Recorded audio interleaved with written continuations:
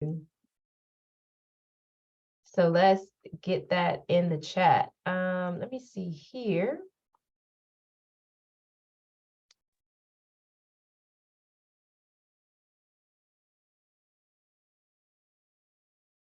Let's see if we got all our systems go. Very good, right, Precious? Listen, you can never listen to that type of professional and personal development too much. Those of you that know me, you know I listen to that type of stuff in the background all day while I am working because it will prevent drift. All right, so I'm just letting our live stream load up. It's going a little slow before we get started. But good morning, happy Monday. Good to see everyone coming in bright and bushy-eyed and ready to hit another week.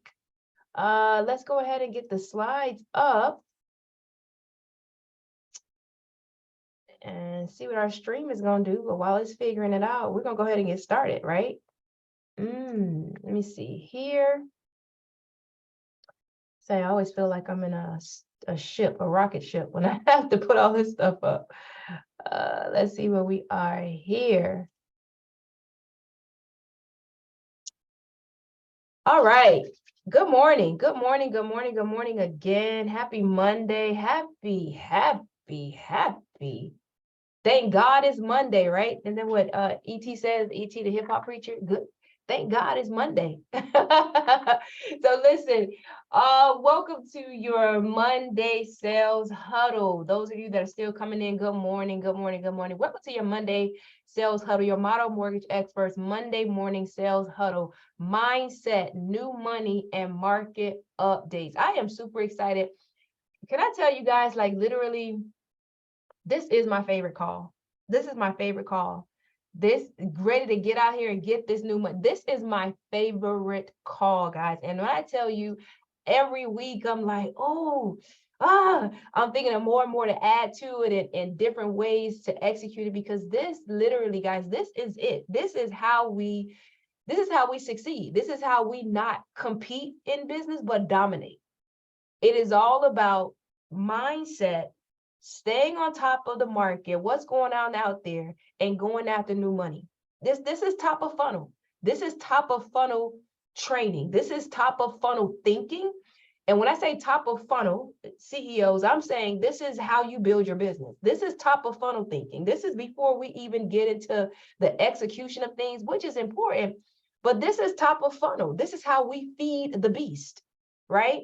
And so this is why I'm always super excited about this call, because those of you know me that know this is where I excel. This is my zone of genius. When we talk about top of funnel and how to get out there and mindset and new money and what's going on in the market and what's the next thing. Last week we talked about what? Skating to where the puck is going. Not where it is or where it has been, skating towards where the puck is going. That's what we talked about last week. We talked about expectation, right? And so this is what the Monday call is about. It's about skating to where the puck is going. And whether you had a fantastic last week and weekend, or whether you had a crummy last week and weekend, this is skating to where the puck is going. This is opportunity to hit that puck and go in a new direction. So this is why I'm always super excited about the Monday call. Again, you get the same instructions every week. Just in case you try and something tries to distract you, tap in. We have this call set at 30 minutes. I'll talk to you later about what we might do concerning a little bit more time we might need with some things. But for now, we're just in here for 30 minutes. And if you cannot carve out 30 minutes to tap in and focus on a new mindset, new money, and what's going on in the market to grow your business, we need to have a different conversation. So during this time, always block out this time. Turn off distractions. My phone is on do not disturb. I put my phone on focus. Everything is silent, doors closed. Everyone knows do not bother me. Do not bother me when it's time for me to tap in. And then finally, be prepared to take notes, because I assure you, every time we come together each week, it's going to be noteworthy content. I can confidently say that, right? Because this is not something that's half-baked. Oftentimes, guys, I'm trying to figure out what to not present to you, what to not bring you, because so much has happened and I don't want to overwhelm you, but that's how our business is.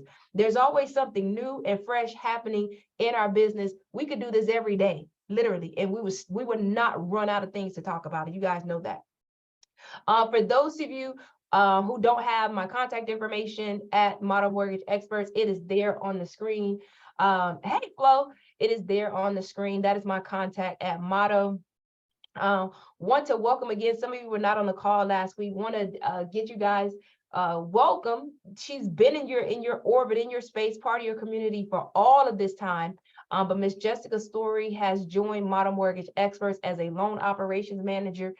She has been brewing in this space for some months now. We've been having this conversation, her wanting to get into the mortgage space, and she has confidently and competently taken on this new role as my loan operations manager. And so definitely you guys will be hearing from her throughout this week and into the future. All right. So with that being said, mindset. And this is literally, this is like hot off the press, because I had a conversation in mind, but this issue just kept coming up. It kept coming up in a training that I attended. Well, actually a training that Jessica attended. Jessica attended this training last week with one of our lenders. It came up in a conversation that I had with someone else. It came up again today in my daily huddle with the title team. You guys know that I have a daily huddle with the title team, and as part of the daily huddle, our meeting every morning, we do a personal development piece. And a personal development piece, you guys know, we start off with reading a book. It's a leadership book, because all my team members are leaders. In the leadership book today, the reading today, we talked about tasks and timely completing tasks. And so one of the things that came out of that, it just reminded me that, and Jay, I'm going to make you co-host so you can let everybody in. One of the topics that came out of that reading was about timely executing tasks. And as I was talking to my team about timely executing tasks, it reminded me of the book and the phrase, "Eat that frog." Many of you might have heard of it before. It is a book. It's actually a book written by Mr. Brian Tracy, who we were listening to just before we got started. I'm going to drop this link in the chat again for those that came in late. That's just a link to a little quick planning content by Mr. Brian Tracy that we were listening to before we got started. But the book that we read this morning, one of the lines that popped out, and I'm going to leave it here because I want you guys to kind of meditate on this, because if this doesn't resonate with you, I either got to say congratulations or come again. Because that's just the nature of this quote, is the nature of what we face in our business and even what we face in life. And the quote said, "Procrastination is the fertilizer that makes difficulties grow." Procrastination is the fertilizer that makes difficulties grow. And what it is simply saying is that if it's already a difficult task, by ignoring it, by not attacking it, by not eating that frog, right, Adrian? By not eating that frog, you're only going to make it grow. It's only going to get worse. It's only going to get worse. And so Joyce, my closer, she made a comment. She said, when that happens with me, it's probably tasks that are things that I don't enjoy, right? It's something that I don't like to do it. Cleaning, we brought up, some of the team brought up cleaning, washing clothes, exercising. in our business is usually what? Delivering bad news. Sometimes it's delivering bad news, right? And that's what came up in Jessica's training. But today, I'm going to encourage you guys to eat that frog, because procrastination is the fertilizer that's only going to make that uncomfortable situation, that uncomfortable task grow. It's only going to make it grow. And so Brian Tracy's book, Eat That Frog, it's a pretty thin book. I'd actually suggest that you guys go purchase that one.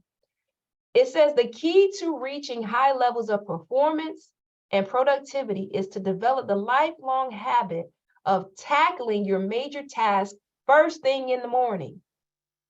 You must develop the habit of eating your frog before you do anything else and without taking too much time to think about it. I'm going to read that again. The key to reaching high levels of performance and productivity is to develop the lifelong habit, right? So not just sometimes, but all of the time. Consistency compounds, right? You see how all these things, all these mindset mantras that we develop and that we present on every Monday, how they grow, right? Consistency compounds. And so the key to reaching high levels of performance and productivity is to develop the lifelong habit. This is something that you always do, of tackling your major tasks first thing in the morning. You must develop the habit of eating your frog before you do anything else and without taking too much time to think about it. And so you have to think about, what is your frog? And again, this relates to both personal and professional life. I know Precious and Monique, they're working out. I think, yeah, Monique, you guys are working out in the morning too. For a lot of people, that's just Precious. I don't know. I think she's a trainer in another life. But I see Monique struggles with it. You guys see me, I get up in the morning, I work out. Trust me, that ain't my favorite thing to do. But I have developed that as a lifelong habit because I know the benefits of it. And guess what it also doing? It is a habit of me eating my frog. It is a habit of me eating my frog. And guess what? What ends up happening is when you get that win in the morning, it sets your confidence and your motivation to tackle the other things that may not be as pleasant, right? Because you're like, hell, I ate a frog this morning. How much worse could this be? Literally, right? You're going to look at those other things and say, listen, I ate a frog this morning. This cannot be as bad as what I already accomplished this morning is small potatoes compared to the frog I just ate. Right? And so for those of you that were on early and listening to the planning, I would encourage you to plan your task to eat that frog. Whatever your frogs are, put them at the top of your morning. I would say the top of your morning. Some, I think, Adrian, you said you're more effective in the evening. Some people are more effective in the evening. But as a whole, statistically, if it's the top of your day, and then I'm gonna give some people some grace. It may not be 5 a.m. for you. It may not be. So I'm not gonna tell you to wake up at 5 a.m. if that's just not your thing. But I am gonna tell you, whatever time you wake up, make sure that you eat your frogs first. Make sure that that's at the top of your day, right? Eat your frogs. So with that being said, market updates. Everybody knows you got your recap, plan your day. I'm going to drop this link in the chat one more time. I'm going to drop it again before we leave again. That's going to be your homework. Your homework is going to be to go back, listen to that Brian Tracy content that we were listening to before we got started. And then make sure you go back. We're always talking about planning. We're always talking about time blocking. We're always talking about making sure that we are having the most efficient use of our time. Put the frogs first. Eat that frog, okay? All right. Market update. So I feel like this is almost like a game show, and it's not a game show, but I feel like we're like, da, da, da, da, like here we are. So last Monday when we were together, the Florida Hometown Heroes 2.0 down payment assistance fund was at $40 million. And we were saying that it was trending at a decrease of about $10 million per week, right? $11 million per week. Well, guys, as of Friday, it is at $26.5 million. You got about 2 weeks. Exactly. That's as of Friday. As of 8/11, those numbers are at $26.5 million. So I say to you again, if you have, yeah, exactly. Now everybody's a hero. Someone said that they were like, I don't know what's going on in Florida, but apparently all you guys are heroes now. Good job, Bobby. Good job. So if you have a client that will qualify for the Florida Hometown Heroes program, you think they qualify, you're not sure if they qualify, reach out. Remember, we talked about that last week, being purchase ready. Part of your success as realtors is going to be staying abreast of the funding that's available in the market. What do I always tell you guys? You should be marketing what? Money. You need to market money. And where do you find out about new money? An easy one is here every Monday. And then you guys have our contact information. Right. Marketing money. And so $26.5 million remains in the down payment assistance program for the Florida Hometown Heroes. Now, with that being said, again, remember, guys, there's other down payment assistance programs. This one just had the biggest kitty available. And this was the one that was most publicized. And so you guys are following that. But remember that municipalities, counties, even some of our lenders still have down payment assistance programs, right? So if this is not for the purpose of saying, well, this is it. This is the only down payment assistance that will be available. Once this runs out, there are more down payment assistance programs available. Please be sure to reach out to us to get more information on those programs that are available if you have clients that would benefit from down payment assistance. All right. So that's the market update on Florida Hometown Heroes. Now, what's hot off the press today, and it's always been an issue, but because I've had to address this a lot in the last few weeks, and really just by virtue of the fact that, at where I sit as a real estate attorney and also operating a title company, is escrow disputes.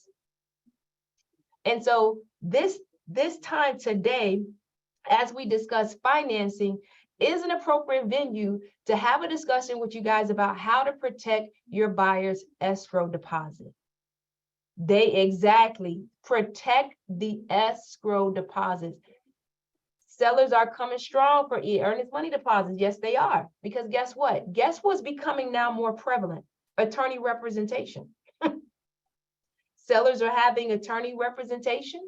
And so it's not just necessarily the realtors that are going back and forth, haggling and battling. It's attorneys that are stepping forth and enforcing the terms of your contract. And so it behooves you guys for you not only to know the contracts yourself, but to work with professionals who also know the purchase and sale contract, right?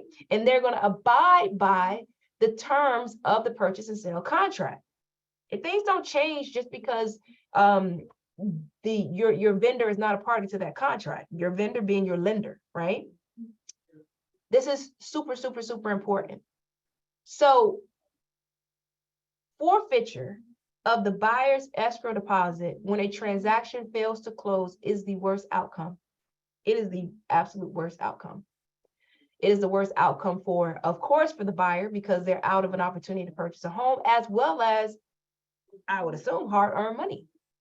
It's the worst outcome for a realtor because, yeah, I know you didn't close a deal, but you also, no one likes to feel like they were in some way, shape, or form the reason for, or was not able to prevent their client. I know we use the term customer, but that's your client, because clients, we use the term customers are transactional. And I know you're transaction brokers, but that's like you one and done. I probably won't see you again. But a client says, you entrust me to put your best interest forward, and I entrust you to continue to work with me. Because I expect you to continue to work with me and continue to refer me out, I'm going to treat you like a client. So I digress. No one wants to lose the buyer's escrow deposit. I would hope you guys are very, very concerned about this. The most common reason, it says money common, because it's talking about money.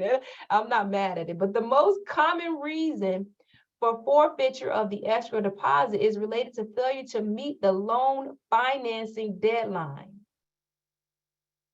That's the most common reason that we obviously have these escrow disputes. Now, there are other forms of default, but the most common dispute is failure to meet loan financing deadlines. You generally don't have an issue with the application deadline because, again, purchase-ready buyers, right? Your buyers have already made their loan application. I'm going to assume that they've got a very thorough pre-approval letter, right? So the term of them making the application, that should not be an issue. The most common default is the failure to obtain a timely clear to close. And we all know the difference, right? Loan approval just says, okay, you're good. We approve the person, we approve the property. We are approved. However, there's always still some trailing conditions, and in the ideal situation, those trailing conditions should just be verification of income, verification of employment right up on closing, like making sure that nothing has changed since you submitted your application, since we approved you for this loan. That should be the only trailing terms that need to be resolved to obtain your clear to close prior to your scheduled closing date. I mentioned to you guys before in different classes, when you get your buyer's conditional loan approval, take a look at it. If that conditional loan approval looks the same as what you would expect when you first made an application, be concerned, ask questions. Your buyer probably doesn't know how to ask those questions. And oh, by the way, just because the document is labeled conditional loan approval does not mean that the buyer's escrow deposit is contingent upon them getting a clear to close, but based clearing these conditions. It does not create an additional contingency. I literally had that question before. Well, the loan approval said conditional loan approval. Doesn't that mean that the buyer's obligation to proceed with the transaction is conditioned upon their approval? Yeah, prior to the loan approval, prior to the contingency deadline. But if you blow that loan approval deadline and you don't cancel because the buyer does not have, they won't get approved, then guess what? We haven't protected the buyer's escrow deposit.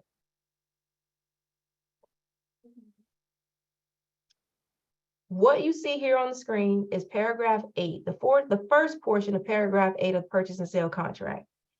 It lays out, starting at line 89, the deadline for the buyer to obtain a loan approval.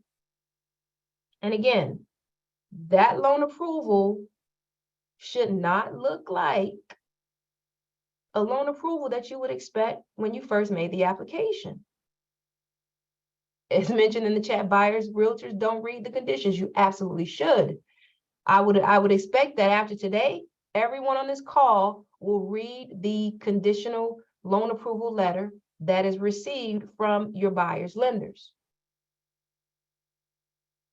to ensure that if you're unclear as to why you're still seeing 2022 taxes, you shouldn't see taxes. You should not see anything about taxes on a loan approval at the loan approval deadline. No. Time out. You should be saying time out, ring the bell. Wait a second. Wait a second. Let's get on a call. Let's get clear that you are going to give me a clear to close. And Keisha's saying if there's a required HOA or condo approval, you should not leave it at 30 days. Well, here's the deal. Again, all of that is part of, and that's a whole nother, potentially a whole nother conversation too, what Keisha just brought up. If you have a condo that does not get approved by the lender, say there's condo conditions. So I want to make sure that we separate, because that's a good point that Keisha just brought up. That's another Zoom, it sure is.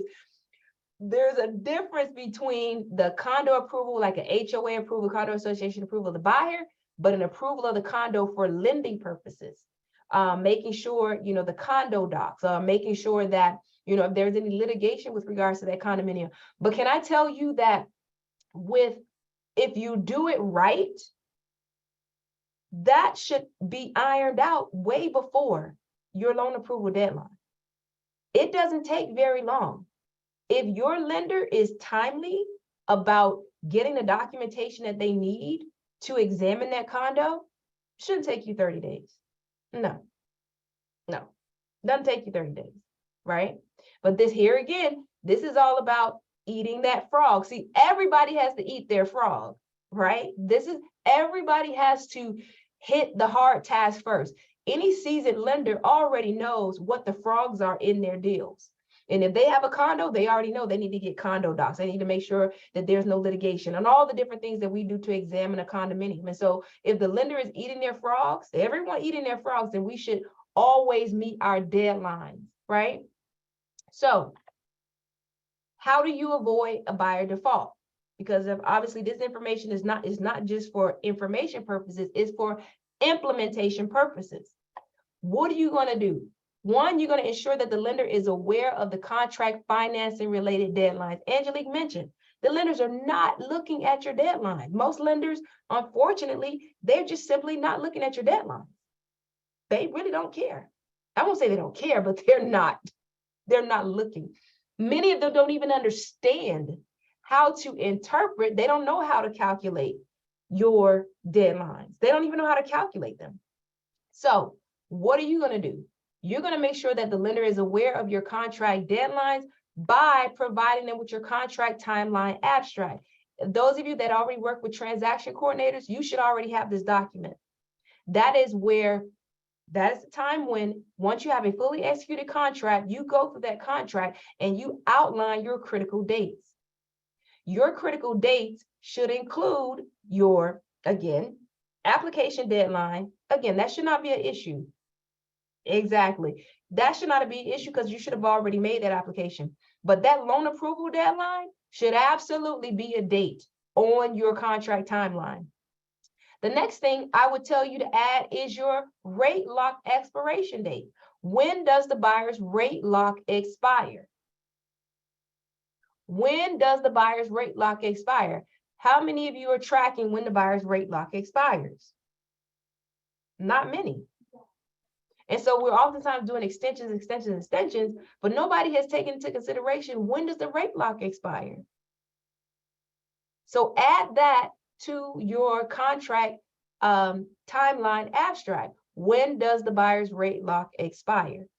So you have your loan approval, you have your rate lock expiration date, and then I want to suggest to you that 7 days prior to closing, you begin confirming the lender's anticipated clear to close determination. When do they expect to obtain a clear to close? For those of you who've already had an opportunity to close with title experts, 7 days prior to closing, we start sending out emails saying, all right, we're 7 days out. All right. And we do it just for the purposes of not having a chaotic closing experience. But at the same time, it is putting you on notice as the realtor that you should, hey, we got you covered too. Surety, that's right. We start 7 days out. Hey there. All right. Hey there. Okay. Let's make sure we have a clear, not have a chaotic experience. Do we have a clear to close yet? Do we have a clear to close yet? All right. And we even start asking for that clear to close to be confirmed 2 business days prior to closing, because again, if you've been on our closing class before, there's a whole lot of dominoes that have to start falling after the lender gives their clear to close, and you don't want that to be chaotic, okay? So make sure that you put that on your contract timeline. Do not wait until you're right up on your closing date to request an extension. That is the worst thing to do. That is the worst thing to do. Because now, guess what? Your back is against the wall. Now you have an elephant to eat, not even a frog. You have an elephant to eat. Do not wait until you're right up on your closing day. Exactly. And the ball is not in your court. You are so much on the defense, it is not even funny. You are so, and going back to what was said earlier, sellers attorneys are going after escrow deposits. The ball is not in your court. You have, well, I won't say you, but now that you're on notice, yeah, I'm going to say you have allowed the fertilizer of procrastination to make this thing grow. Right? So do not wait until you're right up on your closing date to request an extension. If you know there's going to be an issue, start requesting that extension right away. Even if the lender says, yeah, we'll have it. Or if you hear any, and again, this comes with experience, and definitely if you've never worked with this lender before, if your buyer has brought the lender to you, you have to do what you have to do. That's a whole nother call about how to work with your buyers to consider working with lenders that you've already worked with and that you know are going to protect the escrow deposit. The last thing I want to say, because this was requested of me and this is always a confusion, the built-in extension of time in paragraph 5 of your contract for CFPB does not protect you if the buyer does not have a clear to close. This language was added to the contract when we made the last change, not this most recent change for the foreign buyers, but in 2021, was it? 22? Paragraph 5A was updated to say loan approval has been obtained and lender's underwriting is complete. See line 58, that was not there before. And so lenders used to use and abuse this built-in extension in the contract to finish underwriting the file. Now it is very clear. Line 58 clearly says loan approval has been obtained and lender's underwriting is complete. So you're only using subparagraph 5A CFPB extension to give your buyer the 3-day disclosure period. That's it. To give them an opportunity to get the CD prior to closing. So, protecting the escrow deposit. Now, like I said, when you're working with vendors, you want to ensure that your vendors are professionals and that they understand that their scope is not just what they're responsible for, but their scope is on the entire transaction to make sure that they not only protect the buyer and their escrow deposit and not just get to closing, but we need to make sure that we do this the right way. And so how do we protect the escrow deposit? Number one, our loan coordinator. We have a loan coordinator to oversee deadlines and communication with all parties. We have a loan coordinator. Similar to your transaction coordinator, our loan coordinator is going to watch your deadlines. This is part of our team. And again, like I said, as this sitting in the space of a real estate attorney who's had to put out a lot of fires and educate a lot of lenders on our Florida purchase and sale contract, of course, when we build out our service offering, it's going to be one that addresses all of the issues that we see in this space. And one of the main issues we see in this space is blowing this deadline and everyone not being aware of the deadline. And so if you don't already have a transaction coordinator, a loan coordinator is a part of our team to make sure that these dates are not blown. Lastly, attorney to enforce the terms of the contract and protect the buyer. The seller has an attorney. Does your buyer have an attorney? Does your buyer have an attorney? And does your buyer have an attorney on the front end of the deal, which is usually what? It's the lending side. That is where you're going to have your biggest landmines and whether or not you get the financing is done right. Okay? So, we're giving you guys what you can do to protect the buyer's escrow deposit. And I present to you guys today what we have done to avoid this. Everybody shall remain nameless, but I spent many days putting out fires because of this, because a lender did not communicate, because a lender did not eat the frog, because a lender was completely unaware and unknowledgeable of the Florida purchase and sale contract and the buyer's obligations. And so because of that, again, one thing we know for sure, and one thing you guys will do from going forward, is you will protect that escrow deposit.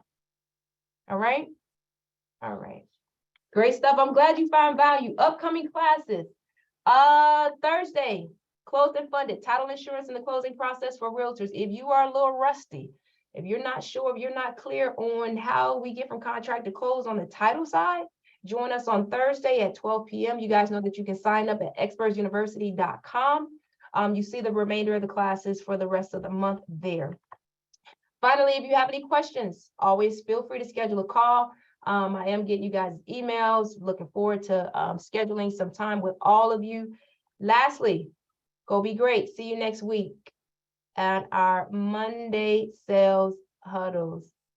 I'm glad you found value. RW, you're right, sir. You're right. You're right, sir. I'm gonna put you on the calendar. You're welcome. You're welcome.